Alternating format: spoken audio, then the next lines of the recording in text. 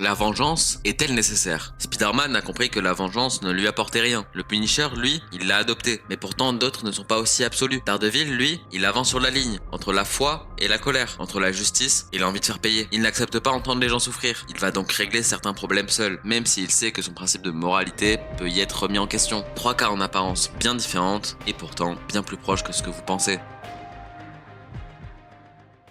Déjà, remettons un point au clair. Qu'est-ce que la vengeance? La vengeance, c'est rendre une justice qui nous paraît correcte. Mais la justice, c'est pas la vengeance. Du moins, tant qu'on n'est pas concerné. Mais quand c'est notre histoire, quand c'est notre douleur, la frontière entre rendre justice et venger est infime. Parce qu'on ne veut pas seulement que la justice soit faite, on veut que quelqu'un paye. Elle ne cherche pas à rétablir un équilibre neutre ou juste. Elle cherche à compenser une douleur par une autre. Autrement dit, la vengeance n'est pas faite pour réparer le monde. Elle est faite pour apaiser celui qui souffre. Ou du moins, donner l'illusion qu'il reprend le contrôle. Et c'est là que ça devient intéressant, parce que chez certains, la vengeance les détruit. Chez d'autres, elle les renforce. Et chez d'autres, elle les définit. Chaque héros a été confronté à une douleur qu'ils n'ont pas méritée. Une perte, un traumatisme, quelque chose qui les aurait poussés à se venger. Mais tous n'ont pas répondu de la même façon. Spider-Man est un héros connu pour sa gentillesse et son courage, mais il a aussi un côté beaucoup plus sombre, un côté que l'on voit qu'avec le symbiote, avec lequel il devient plus violent, où il ne se retire pas. Et pourtant, malgré la colère, il sauve toujours, jamais il ne tue. Mais pourquoi? Avec un côté malveillant, ça serait logique qu'il passe du côté de la vengeance. Mais non, il a appris que la vengeance ne résout rien, ça ne sert à rien de prendre une vie, parce que dans tous les cas, ça ne ramènera pas à une vie perdue.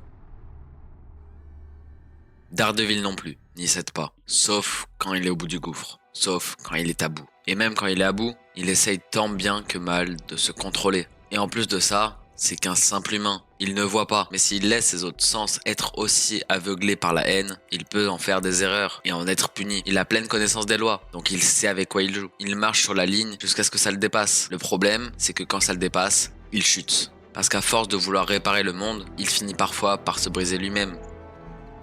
Est-ce que la vengeance, c'est une solution? Oui, c'est effectivement une solution. Mais est-ce que c'est LA solution? Non. Ce n'est pas parce qu'on peut qualifier quelque chose de possibilité que c'est la meilleure. Et dans ce cas-là, c'est peut-être l'inverse. Admettons qu'on fasse confiance au système et que le système laisse tomber l'affaire ou la juge mal. Que faisons-nous? Doit-on régler le problème seul ou doit-on le laisser tel quel? Si le problème n'est pas le vôtre, vous allez sûrement répondre qu'on doit laisser la justice être appliquée par les juges. Mais si c'est le vôtre, allez-vous laisser le problème non traité? Le Punisher, lui, il refuse de laisser ses problèmes sans réponse. Il va aller s'occuper de la cause elle-même. Le prix à payer, il n'en a plus grand chose à faire. C'est pas comme s'il avait encore des proches. Parce que se venger, quand on a des gens qui tiennent à nous, ça peut être compliqué. On peut se faire arrêter, tuer. Alors que si on n'a plus personne, ça reste la même question, la même problématique, mais pas la même réponse.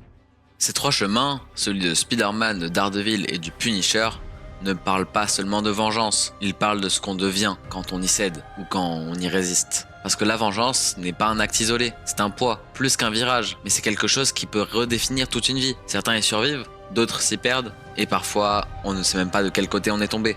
Alors c'est quoi la bonne réponse? Est-ce qu'on doit laisser la justice faire? Ou est-ce qu'on doit agir nous-mêmes? Je ne sais pas. Et peut-être qu'il n'y a pas de réponse, juste un choix et un prix à payer. Un prix qui, parfois, mène à une rédemption.